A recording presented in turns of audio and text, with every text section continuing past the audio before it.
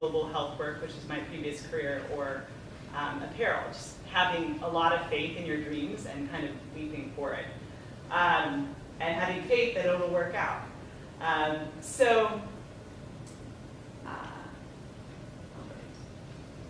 Here we go. Sorry, just figuring out this presentation system. So, in 2014, 3 things happened for me.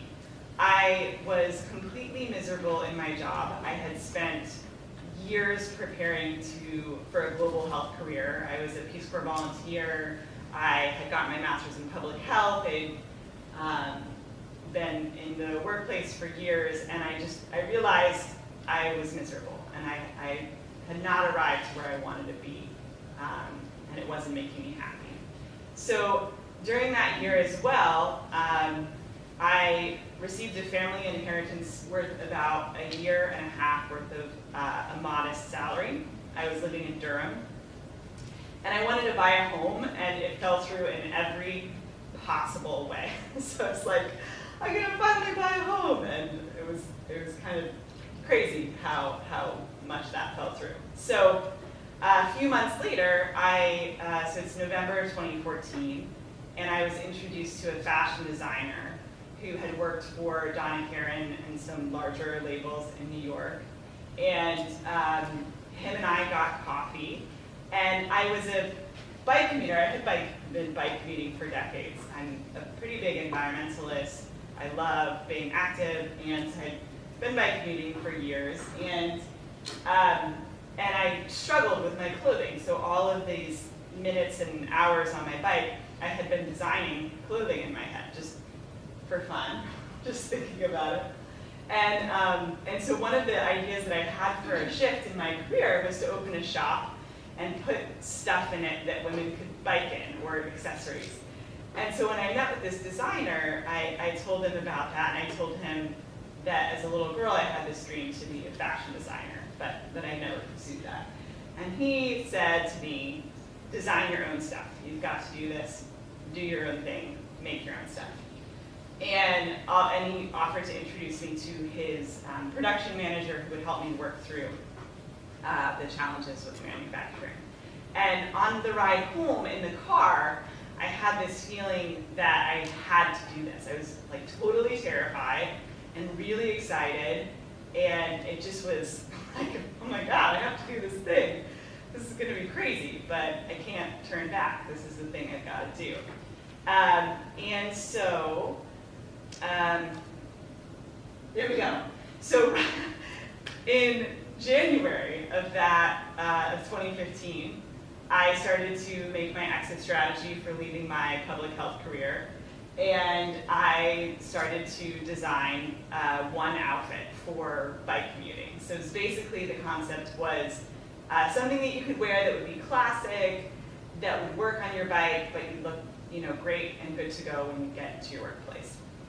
And so I had to work with 3 different manufacturers to make a denim jean, a merino wool top, a wool tweed blazer that I'm wearing this evening out of Harris Tweed from Scotland. And this is just kind of my dream outfit. And so I put together this one outfit, and then even though I had the family inheritance to pay for the time I was putting into it, I still needed to launch. Apparel's very expensive, so I still needed money to raise for the manufacturing of this one outfit.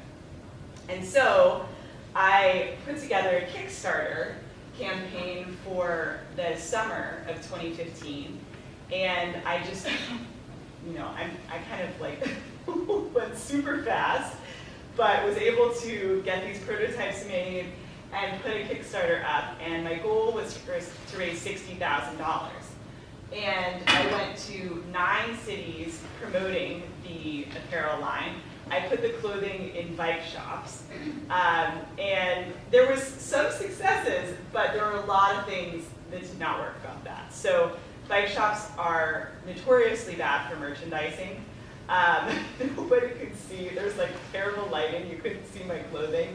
Also, if you've ever put on an event, you might know it takes a huge amount of effort to get the word out and hear all these cities. So anyway, I did not end up being able to raise $60,000, and I clothing site, you hear a lot about like crowdfunding going viral. It is really hard to raise $60,000. So, and it's not suited for high-end apparel. So I learned all of the hard lessons with that. And so now it's August of 2015, at the end of August, and I'm dusting myself off. I'm really sad I didn't make it. But I still have this feeling like I gotta keep going with this thing. And so basically what I start doing is just talking to women about their clothing, and not just biking women. I start talking to all women. And what I start hearing about is how many women hate their clothing. Like pretty much unanimously. Like women have one or two things that they really like, that they're like, oh, this thing really works for me, and it really fits me, and they stopped making it, you know, or they have, you know, another thing, and then the rest of their wardrobe they hate, and a lot of it was around fit, but that was just one issue. So between talking to women and reflecting on my experience working with manufacturers and looking into how to make high quality, classic looking clothing, I started to realize that the problem was way bigger. That it was not just a problem for biking women, it was a problem for all women. And basically what I realized is that, oh, I'm sorry. Okay, here we go. There's a huge disparity between clothing for men and clothing for women in terms of quality. So men's clothing is made with regards to quality and construction and features. I don't know how many of you struggle without having pockets in clothing, but that is so basic, and we still don't have pockets. And so there's just these things. Also access to classic looking stuff versus things that you're gonna have to replace every year and spend a lot of time shopping. So I realized that a lot of apparel still has a really antiquated understanding of who women are and what they want. That we have lots of time to shop, and that's what we want to do. And some women want to do that, but there's lots of us who don't have the time for that and really want beautiful things that make us look strong and beautiful and powerful, and that are well made and that allow us to move our hands and you know, if we want to jump on a bike, or if we want to walk to work, or if we want to tour a manufacturing facility, that we're able to do that in the clothes. So basically, I realized that this problem is much bigger, and I started to think about, well, why aren't we making clothing to measure for women? Because women's bodies are so different from each other. Like, why is it that we have to squeeze into this sizing system that doesn't really make sense for really almost anybody except for the fit model? And so I was looking into, you know, custom-made clothing, and I found that it's almost all of it is for men. It's all for men. There isn't really hardly anything for women. I know people give me a couple examples here or there. A lot of it's around like sleeve length and style. Like, it's not really legitimately about making classic clothing to measure, as we see with men. So there's all these, this is just a couple of really big ones. You know, and it's like, here, men are serious. Like, let's take them seriously. Like, let's let them be who they are and be strong leaders.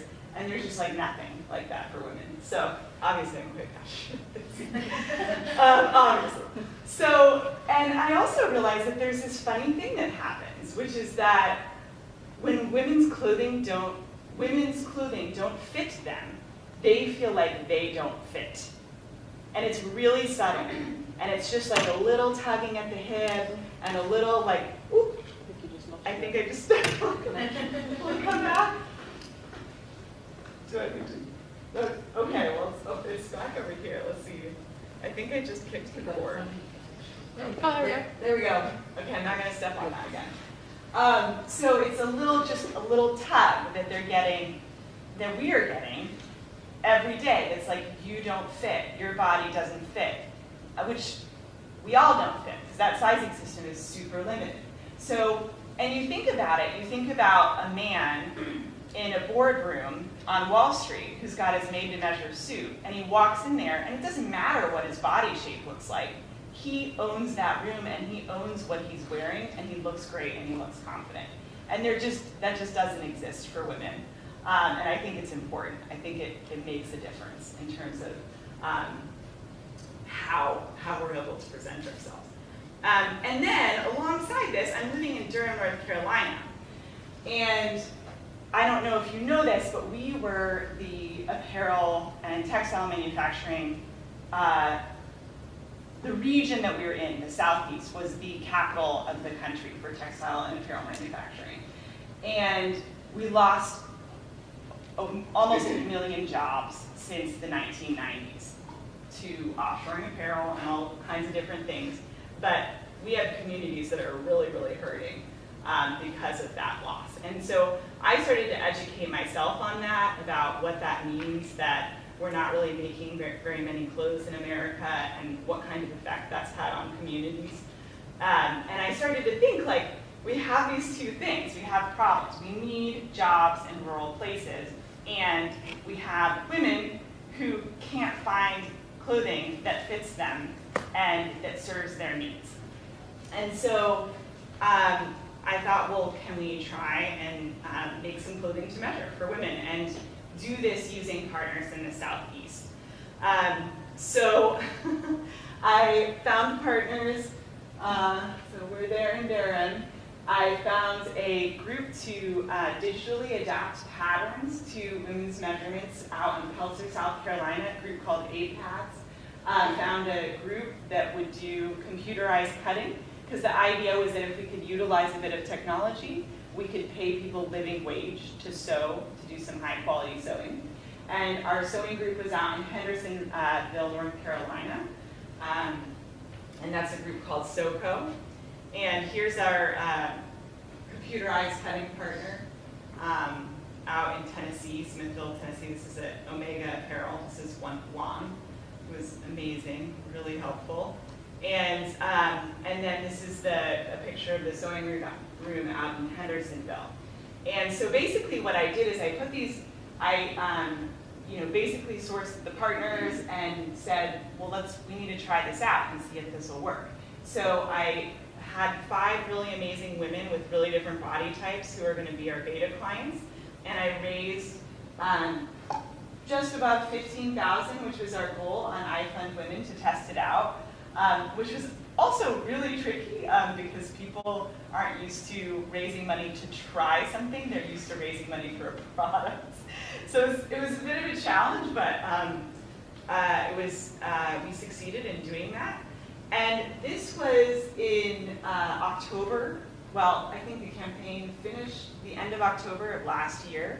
And since then, over the past year, I did the testing, and I realized we are not where we need to be for this to be successful. So the pattern adaptation, the digital pattern adaptation especially, was just not quite on target to make a higher end piece to measure for a woman to invest in as an investment piece for her work.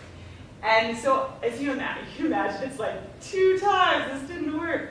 And I was really bummed out, but I also learned a huge amount. And I now I think I finally came to grips with what it really was gonna take.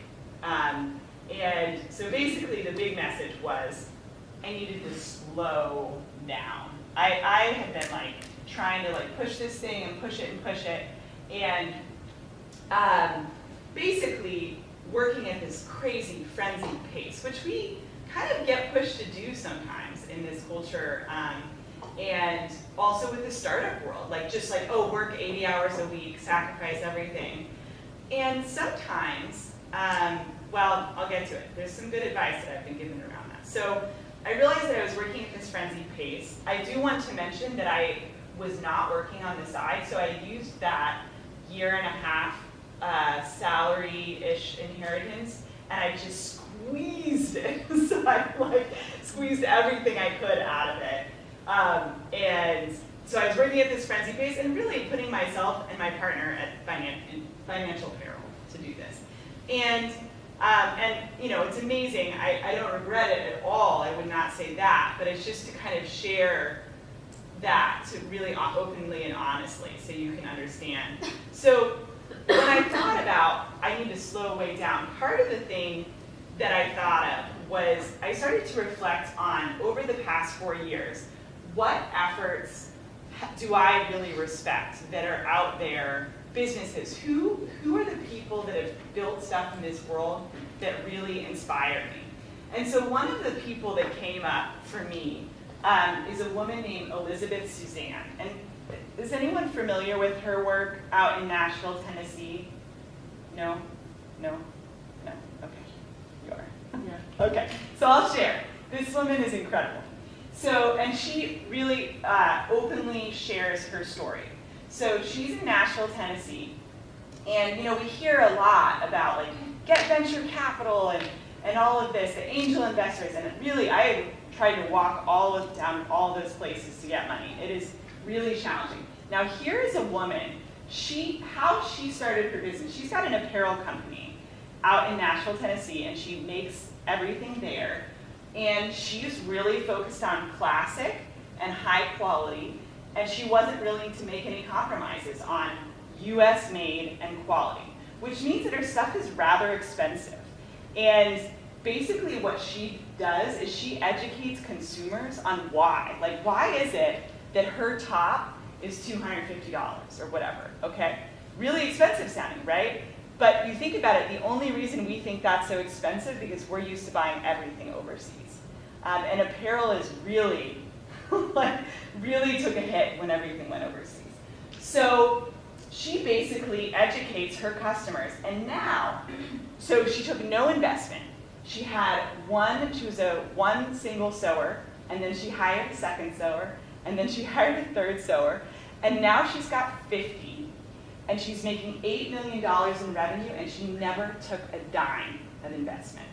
And this is really, really incredible. And another thing I'll tell you is if you've not gotten there with apparel, to know that is a really tough industry. It's a really, really tough industry. And it takes, really tough people to do it. And people would tell her, you're never going to be able to do this. You're never going to be able to keep going and making this quality stuff and charging this and all this. And she told them no.